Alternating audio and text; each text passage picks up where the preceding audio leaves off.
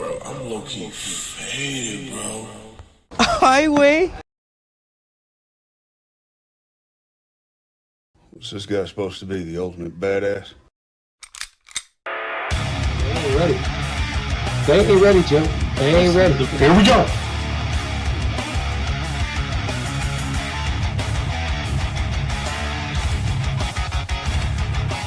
I'm gonna go Hummer out here, guys.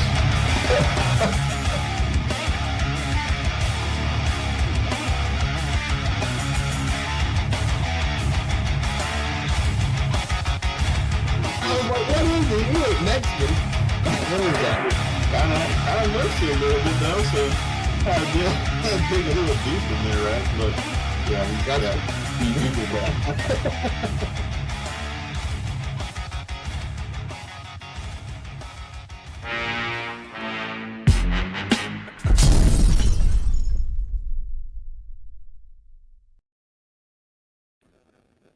Hey, what's up, everybody? Today is the Frisco Report, and we're coming at you talking about the Cowboys' day one of training camp. A lot of news coming out today. And like we said, we do have a special drawing today. You will be entered into a contest, any super chat, and you will be entered into the free T-shirt of the Dallas Cowboys, cowboysblog.net, and I believe Cowboys Corner is giving away something as well. So, like I said, any super chat, you'll be entered into it.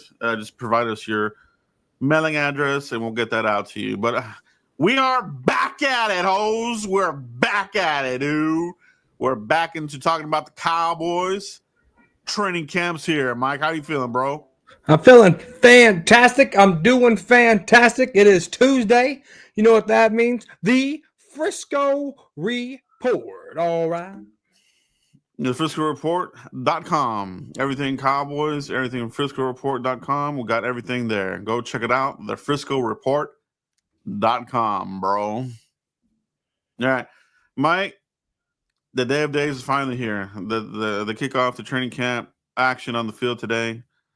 And you were pretty on top of today's happenings. I was getting your text messages.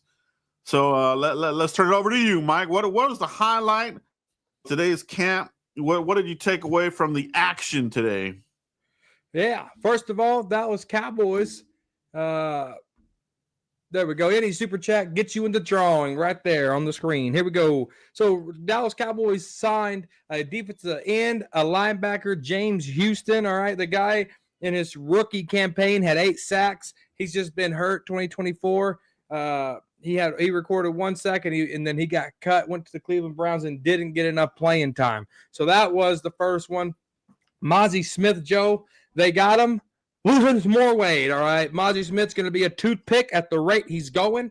Defensive coordinator Matt Eberflus wants the defensive tackles to get upfield, all right. They're projected to be a 0 tech. They're projected to be a 3 tech.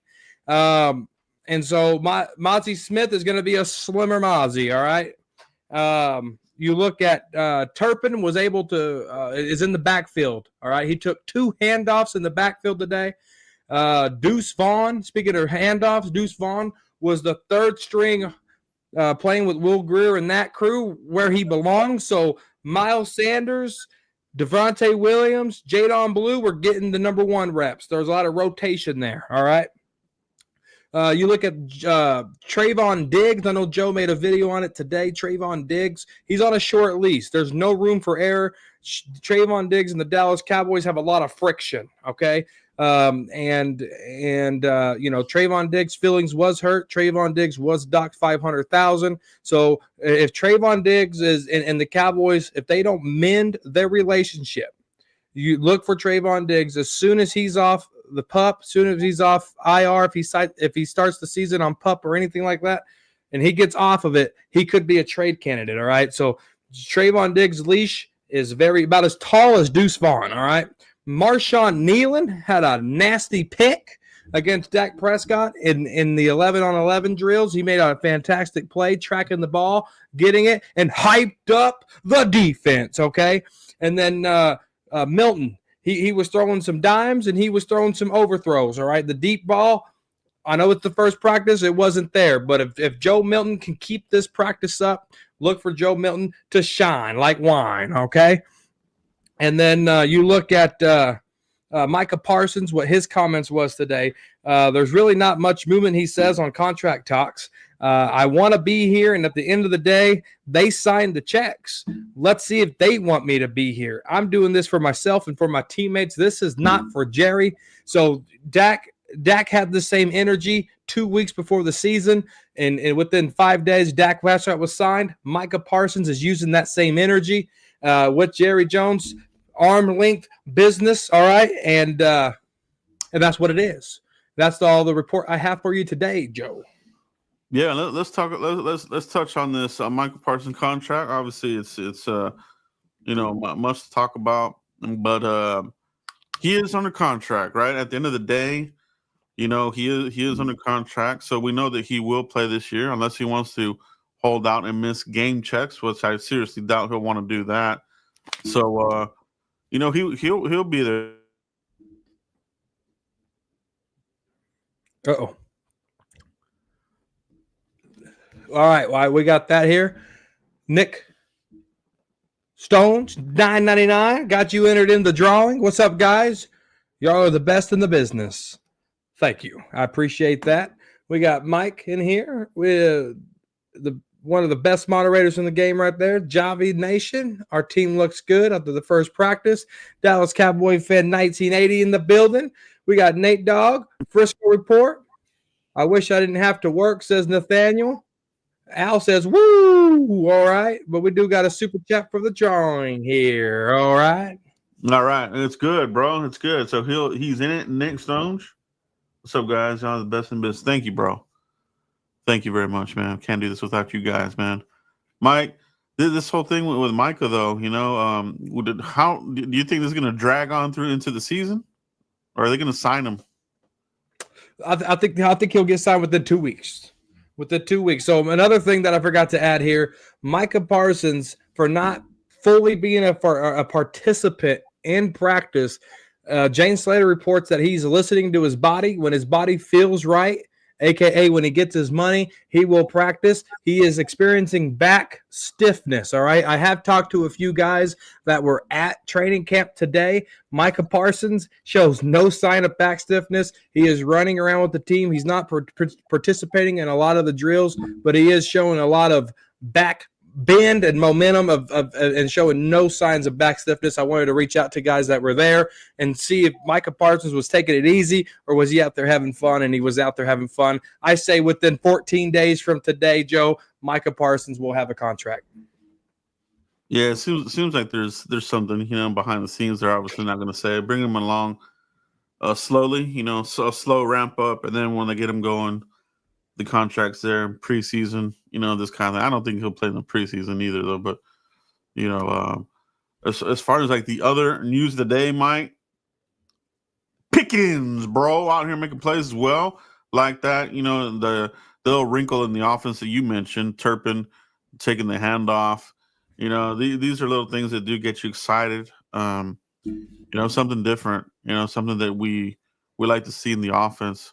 But, What I'm wondering about is going to be this, all right? The pass rush. It feels like they're still trying to get people in here as far as like for depth, or in case Micah does hold out, or for whatever reason. How are you feeling about the edge rush potential for the Cowboys? As we head here into camp and into the season.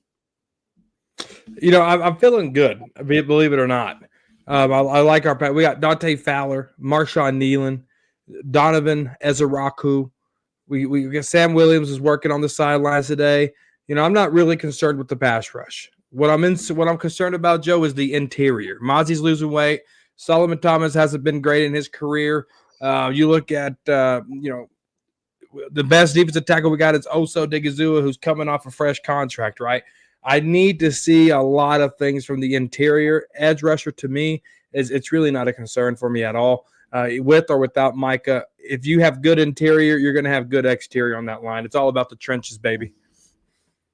Speaking of that, I think, there has to be a conversation as far as like, why the hell is your one tech losing weight? He's no longer a one tech? You know, in my eyes, like he was already kind of light. Now he's lighter. What is he, a linebacker? Like, you know, like what are they doing with Mozzie Smith? Is this like a last ditch effort to see if they can do something with this dude, or like what is it, Mike, in your opinion? And everybody in the chat box, what's your thought on this? Yeah, Matt Eberflus wants his defensive tackles to go upfield. All right, that does nothing for your running game unless they have a jumbo package and that Mozzie's not going to be in. And in these late defensive guys that they drafted, maybe those are their maybe that's their jumbo package, right? It sounds like they're trying to get Mozzie, to go up speed, get the quarterback, something that he's never done, not even in Michigan, and try to do what Osa does, do what Simon Thomas does. 2 different positions, well, 1 versus a 3.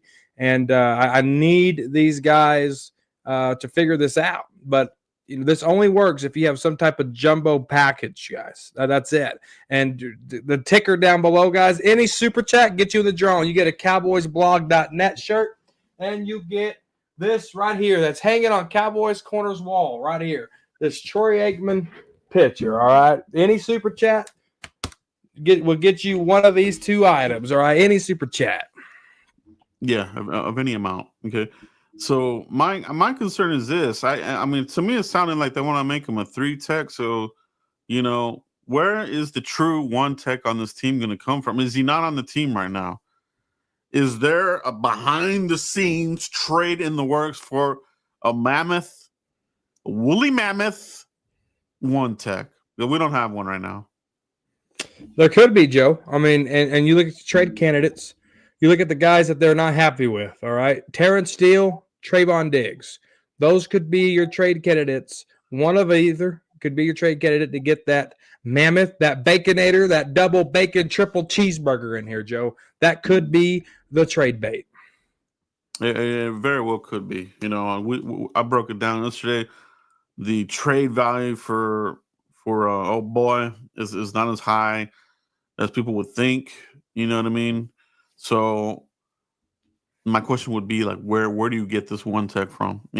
Eberflus has had a couple of stays here, obviously with the Colts and the Bears. Does he have something that in the works as far as like, hey, this guy worked really good for us as a 1 tech. Let's bring him here. Let's make a trade. I need him. You know what I mean? I think we need to solidify the 1 tech position there, dude. That's a red blinking light screaming. It's just like, people talk about, a cornerback, which is another area too, but that middle of the defense has been haunting the Cowboys for a long time, Mike. Very long time, and it's been since the days of Anthony Spencer, Jay Ratliff, Anthony Spencer, DeMarcus Ware, Jay Ratliff, these guys. I mean, we haven't really had anybody really, to do it. Nick Hayden, remember Nick Hayden? Josh Brent, remember him? We've been farting with that position forever. Yeah, they sure have. Mike, from the news of the day, we get a look at Deuce Vaughn there, looking shifty. We've seen this before, right? I mean, we've seen Deuce Vaughn do this in camp and even in the preseason. What is it about camp that people need to be like a little, not hesitant, but to be, just like with a grain of salt type of deal? Is it this types of clips that you see? To me, it is. But what's your thought on that, Mike? Yeah, no, it's the first day of practice. There was a lot of high energy that what Schottenheimer's bringing is the up-tempo practices and stuff. Obviously, you see that. But when it's the first practice and you see Deuce Vaughn zizzing around everybody, it really doesn't move the needle for me, all right? He's 3rd string. It's where he should be 8th string if you ask me. It just doesn't translate, Joe. There hasn't been a guy other than Sean Payton to use a guy his size. Sproles was 5'6". Deuce Vaughn's coming in at 5'5". Sproles' best year combined was 800 yards. It's really hard to use a guy this small at this caliber. I wish him the best. I really do. He's trying his little heart out, pun intended. And I just don't understand the hype. I don't understand it. Oh, Connor Riley was his coordinator and head coach over there at Kansas State. I don't care. Mhm. This is a big man's league, and if you can't run the ball, which he's shown he hasn't, then it's time to move on. Yeah, no, it's a prime example of what we're talking about, right? As far as like, all the clips, they're coming out, people getting beat, people making plays, some of it is good to see, like I do want to see Tyler Booker out here mauling people. I do want to see that, right? Because it shows, that your first rounder is that guy. You know what I mean? I want to see, the interaction with Pickens and Lamb in that offensive set, right? So there are those where I see the plays. I'm like, okay, I like it. But then there's the other ones where it's like, okay, this is just camp body, camp fodder type of stuff, just minuscule type of on the periphery, right? So that's where I have, stuff like that from Deuce Vaughn, and your low end wide receivers. I don't really buy too much into those either. The guys that are like hanging on by a needle, But the quote of the day, Mike, is this, right? Is physicality. Brian Schottenheimer keeps saying that there's no theme. We're just going to be physical. Every drill is going to be physical. I mean, I gotta say, man, I do like that. It is refreshing. You know what I'm saying? Because the Cowboys always had to manufacture this fake physicality. I remember with Garrett, it was like, "Oh, padded practice, physical. We're gonna," and it was like late in the season. You got to fight. It's too late, bro. Like you got to have that physicality in the beginning. You can't fake it, manufacture it. Like I do like that, man. I gotta say, I like what I heard out of Schottenheimer on that aspect. Man, what's your?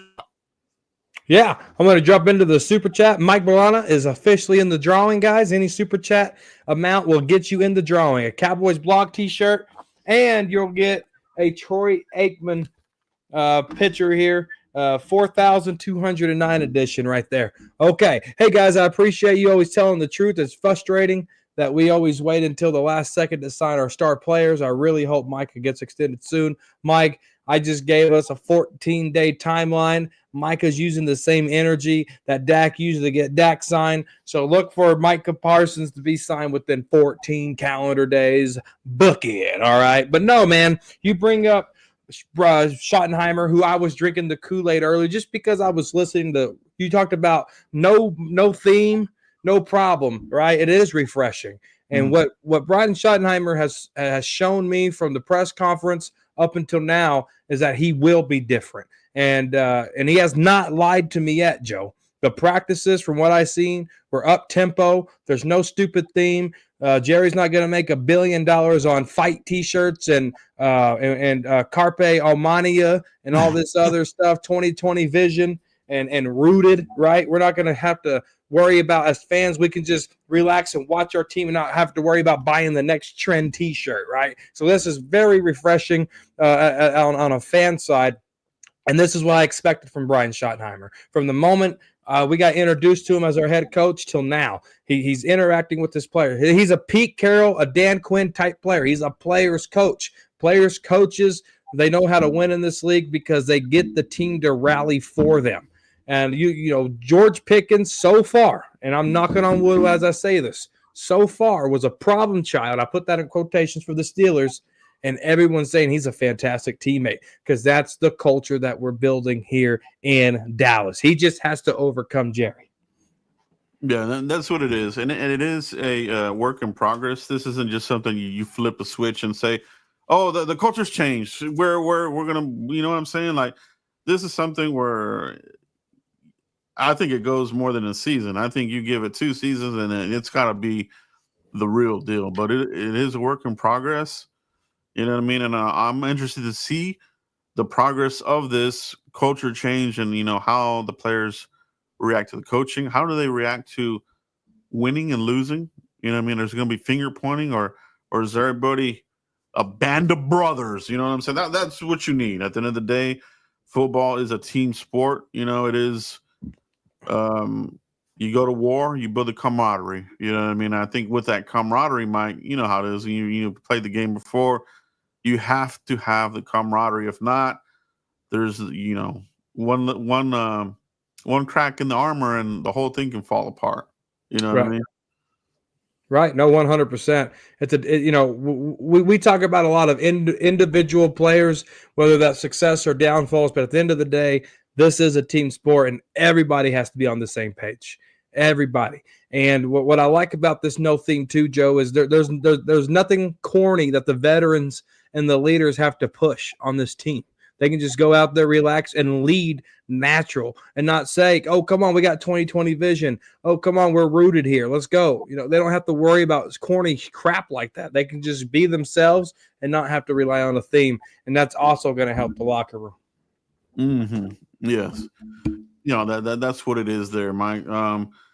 Cowboys, working out players. We mentioned Houston, edge rusher.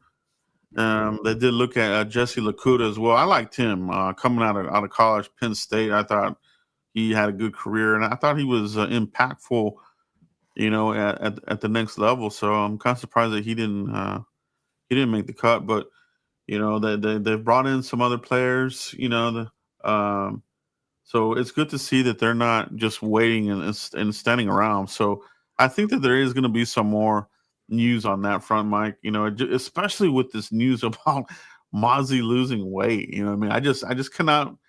I can't see that as like good news for somebody that's a one tech. Someone's supposed to be your trash can and gobble up the running lanes and let your linebackers go to town. You know what I mean? So if that's the case, our linebackers are in for a long ass day. You know what I mean? No, 100%. Like I said, the only way this works is if they have some type of jumbo package with bigger guys. And I mean that's it. If it's 3rd and 10, by all means, I get it. If it's 3rd and 1, I don't know what we're doing. I don't know what we're doing. So it's just the first day. We got to see more. Maybe they see something down the road that we don't see, Joe. But knowing the Cowboys, I doubt it. Yeah. So, I mean, it just feels like there could be something in the works. We got White Cotton, former D lineman over there with the Jets. You know what I mean? And then you have Eberflus. These guys, they like their D linemen. So, could White Cotton have something up his sleeve as far as like, hey, let's go get Quinnen Williams and be like that monster 3 tech. I think if you have a monster 3 tech, your 1 tech, he can be average. You know what I mean? But we don't have that right now. We have decent 3 techs here. You know what I mean? And nothing that really scares anybody. But that puts more pressure on us as far as having a legit 1 tech, which we don't have that either. So work to be done there. Where does that trade come? When does it happen? Does it not happen, bro? Like if there's no movement in there in the defensive tackle position, Mike, as we get through camp in the preseason, what will your concern level be? Big time, because one of the stick out linebackers today on the guy that I was talking with that was there at Oxnard today was Jack Sandberg, number 57. He was out there, very noticeable, making plays. All right, coming in with Matt Eberflus. But when you look at Sandberg, Kenneth Murray Jr., Maurice Luafau, who was also pedal to the metal today, was not taking practice lightly. Was out there just drenched in sweat from working hard, playing hard. When you don't have that interior where it needs to be, that puts so much more pressure on those linebackers where they have to think, hey, can I trust Mozzie right there to stop this run? Or they overshoot the gap, and next thing you know, they're beating us from east to west, Joe. We've seen that plenty of times where we get sucked into the middle so much that they're just beating us on the edge. So it's very concerning. Sound the alarms if they don't get this thing fixed. Yeah, no, not only that, but you think about a player like Overshown, who supposedly is going to be playing sometime this year. If these big gargantuan centers and guards are mauling the crap out of him, he's going to have a short-lived season, bro, maybe career. You know what I mean? So they got to protect these players, bro. So get it done, front office. I would say from the news of all of today and then everything, that's it for me. You know what I mean? Is this whole thing with the 1 tech? You know what I'm saying? Yeah, they need to figure it out. They need to figure it out fast. Let's talk about the running backs, right, Mike? We're talking about, first day camp. We saw Deuce with the backups, which that's where he should be. He should be in any contention, just a camp body. But as far as Miles Sanders, Javonte Williams, Jadon Blue. So these guys, they were getting the majority of the snaps, Mike. How do you think this plays out as camp progresses? Is there going to be somebody that leads the pack and says, okay, I am part one of a two-headed beast? You know what I mean? Who could that be? During this whole offseason, I've been underselling and overlooking Miles Sanders, the veteran. All right. There's been a lot of excitement from coaches. And you look at what Miles Sanders was able to do in this offseason with his body and getting right at that age, at that veteran. We've seen how Zeke took care of his body, and you turn around and you look at how a guy like Miles Sanders taking care of his body. It's night and day different. That translates to success in the NFL. And when I'm looking at that and I'm looking at what the coaches are telling sources here, I apologize to Sanders. I think Sanders could separate himself even from my pet cat, Javonte Williams. And I think the first guy to really take this thing off would be Miles Sanders. Yeah, I'm hoping that somebody does make that leap. You know what I mean? That way we're talking about, the number two guy. You know what I mean? Would it be Javonte and Jadon Blue? I don't see Jadon Blue going anywhere. You know what I mean? Maffa. You're not hearing much about him, bro. Not even the coaches didn't.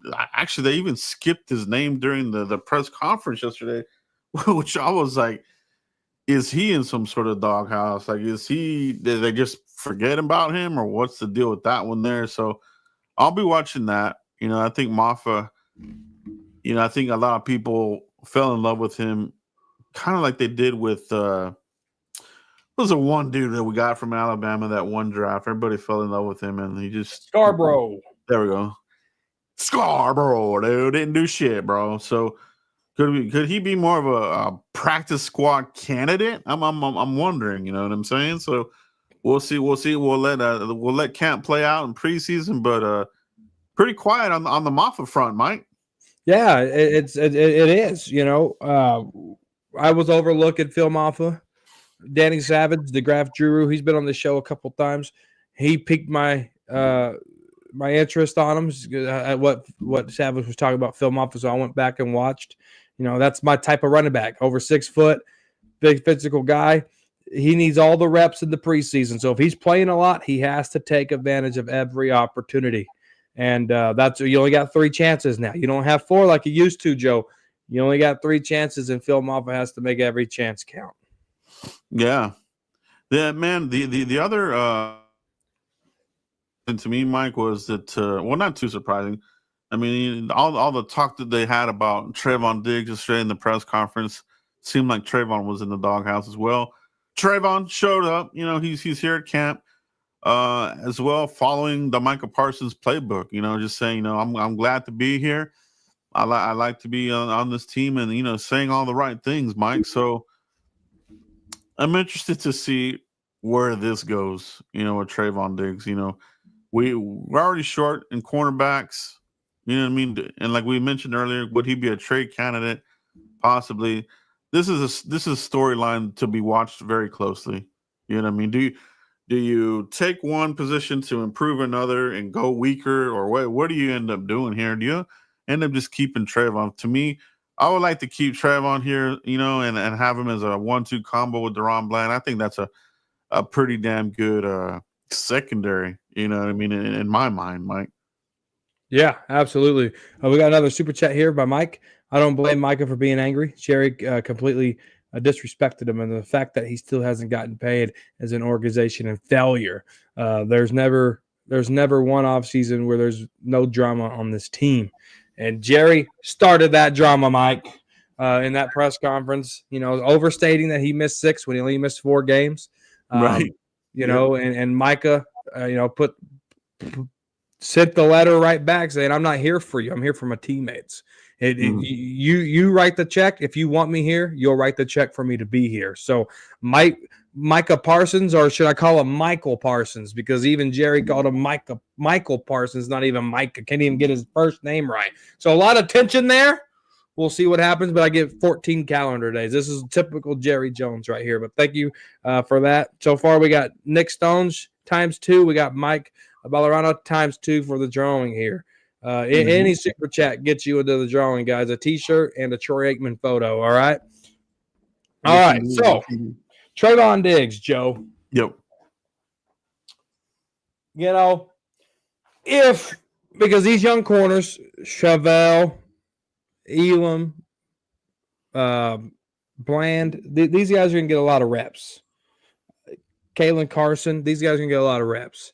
If these guys can play well and play consistent, I'm still on on trade Trayvon. I'm still on that train. If these guys show me that they can play consistent. Now, if they go into preseason, they're getting burnt like toast, let's keep Trayvon. Because we don't get no benefit trading them unless you get like a bolster player in here, right? And so an impact player, you know. But if these guys can't hold the fork down why Trayvon is gone, why he's still getting healthy, there's no need to trade them. But if they play good, I'm all for it, Joe. No, so that's a good point, man. And I think the preseason will be the big tell, right?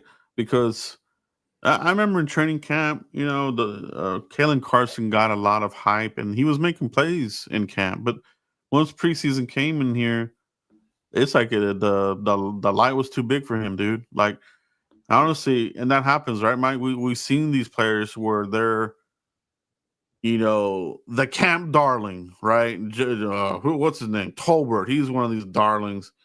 Kalen Carson was. You know, and then when the lights come on, where the hell are they? One play for 2 yards. You know, getting burnt on the deep, you know, or even on slants, whatever you want to call it.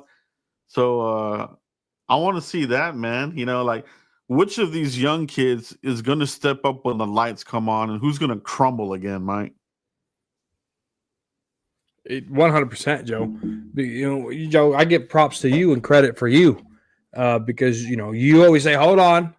Let's see if they can handle the lights. I mean, Joe's have talked about that ever since 2003. All right. Let's see when the lights are the lights too big for him. All right. That's Joe's thing. That's what Joe's been preaching. And right now he's doing it this year with these corners. Kalen Carson. We've seen that the lights are too big for him, right? Chevelle Rebel, the 3rd round pick who was supposed to be very high. Obviously, a knee injury set him back. Elam with the Buffalo Bills. Maybe those spotlights over there in Buffalo were too big for him. Will the Dallas spotlights, how are they going to work for him? So a lot of evaluation. This is just first practice. It's exciting. It's excitement. We got football back. It's August 9th is right around the corner, the first preseason game, right? But we're all here, but we have to take things realistically, all right? When we got to look how these corners play in these preseason games. Yeah.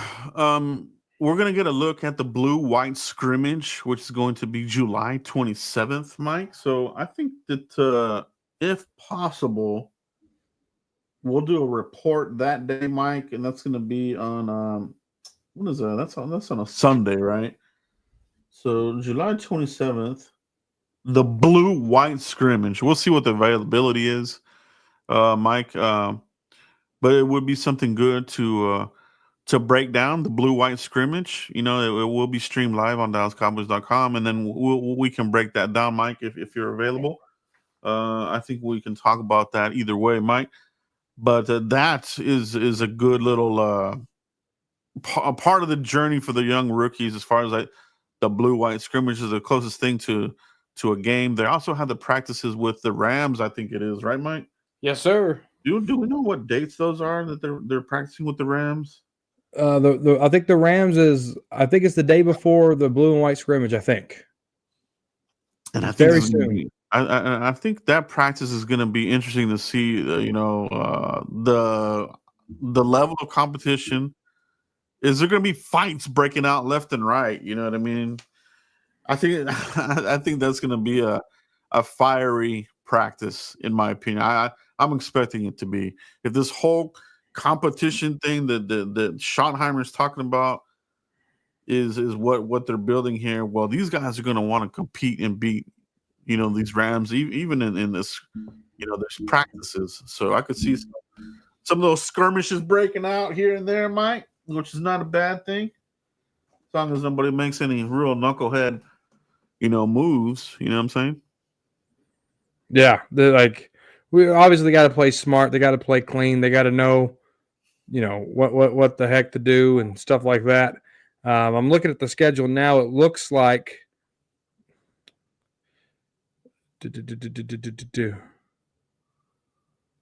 August 5th is the practice with the Rams. Okay, August 5th. And so your August 9th is the first preseason game, if you can believe it, Mike. That's almost here. Preseason game number 1, August 9th. So right around the corner. This schedule is just going to fly by really, really quick. Yeah.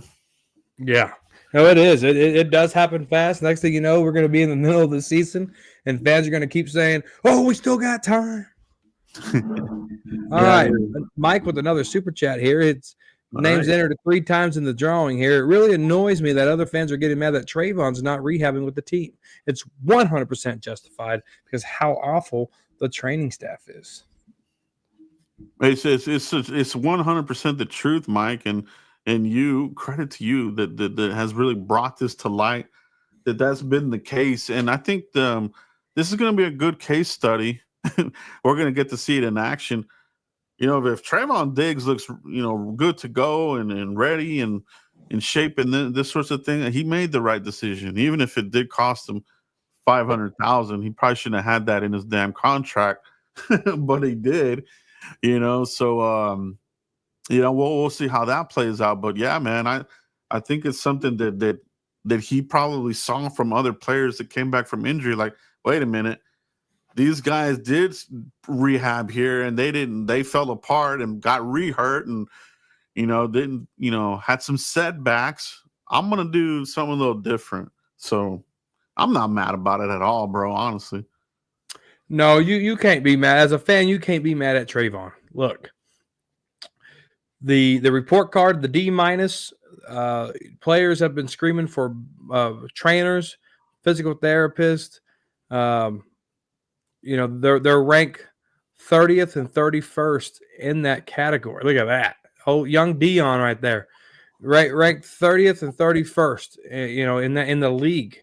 So they're at the bottom when it comes to physical therapy, when it comes to training, staff and room and stuff like that. That's not good. That's not a good look. Trayvon absolutely did the right thing, training away from this team, getting him right. He trusted his staff better than he did Bitt Brown and Dan Cooper. Yep. You look at Michael Gallup, you look at Jabril Cox, you look at a lot of these guys who tore their ACLs over the last 5 years, and they haven't been the same. And that's so sad because this is their guy, this is their livelihood. Mm-hmm. Yeah, no, it's a true thing. And Mike, like I said, you brought it to life, bro, and it's gonna be good to see how it shapes out for him, bro. Another little news tidbit that has come out of this is that supposedly Sam Williams is in the best shape of his life. Schottenheimer says that he looks good to go and this sorts of thing. This is another one of those, I'm going to take it with the grain of salt type of deal, right? Like, I like to hear that, right? Don't get me wrong. But I want to see him in live action. Sam Williams is a guy that I have to see get the snaps and use your head and don't extend the other team's, plays, convert off of knucklehead plays. So I got to see it on the field for Sam Williams there, Mike. Yeah, Sam Williams hasn't proved anything in this league. Been hurt, boneheaded penalties. And it's only he's a free agent now, just like that. And no fan has said, you know what, that guy could be a double-digit sack guy. No fan has said that just because we haven't really got to see him. And when we did see him, he left a bad taste in our mouth. But I wish him the best, and I hope he plays good. I need him to play good. And that's just what it is. Yeah. he does give the Cowboys some of that edge rush as well. You know what I mean? So we'll see if he can clean things up, and maybe he had the epiphany this offseason. We're like, okay, now it's time to grow up. It's time to get the sacks going and play smart football, because he is in his I think this is a contract season for Sam Williams, Mike. So he's either going to make money or he's going to end up being just one of these guys that just travels team to team, just camp to camp, making a livelihood that way. So we'll see what direction he wants to go to, Mike. Yeah. No, it's going to be interesting to see. I think a lot of these guys who've been hurt with their franchise, they hardly ever sign again, and they go get a fresh start somewhere else. Looks like Sam Williams on that track. That's what it is, bro. So that's training camp day one. We will have more of these updates. There will be more news coming out as we come along. We're gonna see more of the installation. As far as like what they're doing, we saw a little bit of that there with Turpin today, and Jake Ferguson, obviously. Oh, Fergie, where is he gonna be at? So tight ends will be another one that we'll look at. So we'll see how camp looks the rest of the way, Mike. I think it's drawing time, bro. It's drawing time for the Cowboys block foil shirt. You are going to get a foil shirt now. The sizes only go up to 2XL, for my shirts, Mike, and then I have to go all the way to small. So whoever wins this shirt in the drawing, Mike, please provide your address, and I'll get that shipped out to you, and you should have it, by the weekend, Mike. Yeah. And Troy Aikman. Look at that. Oh, that's beautiful. That could be yours. Look at all the lights I got in here. It's a beautiful thing, man. Let me see if I can find the I'm trying to see what I used last time. I think it was like the wheel, right? Yes. Let's see if I can find it, Mike. While I look this up, if you have any other comments want to talk about, we can go over that while I get this going here. Yeah, no, guys, look. It's first practice. Obviously there's going to be excitement, but let's not anoint anybody yet. All right, still got a long way to go, but we could talk about Schottenheimer and how he's hyping up his team and how he's managing his team and how the culture's getting set, just something a little different. Playing Kendrick Lamar, getting hyped up, and they run it all through practice. How many did we get of each? We had Mike and Nick. I think were the two that were. Yeah, Mike and Nick. Nick times 2. Nick times 2. Mike times 3. Okay. All right. So let's get this going here. We'll get this spinning here. All right. Let's see if we can share the screen here, Mike, so we can do the drawing here. All right. One drawing will be for the shirt, and one drawing will be for the Troy Aikman. So 2 opportunities here. All right.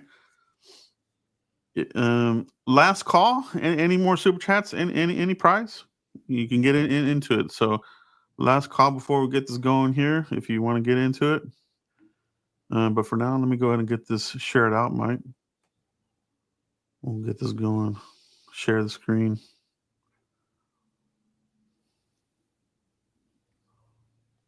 Yeah. Share screen. Where'd you steal that from? I didn't steal that from nowhere, champs. Cowboys kid. All right. So here we go. We got Mike Berlin in here 3 times, and we got Nick in here 2 times. So the first spin will be for the Cowboys blog.net foil shirt. It's got the blue. You can either pick the blue with the white foil or silver foil, or you can get this white one with the blue foil. So when we announce the winner, just let me know, man, and then get your address out to me. So here we go. This is for the shirt, Mike. Here Let's we go.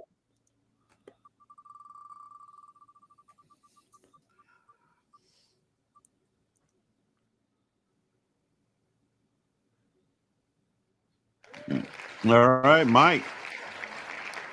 My brother, you got yourself a cowboysblog.net foil shirt. So that's good. Let's remove that one instance there.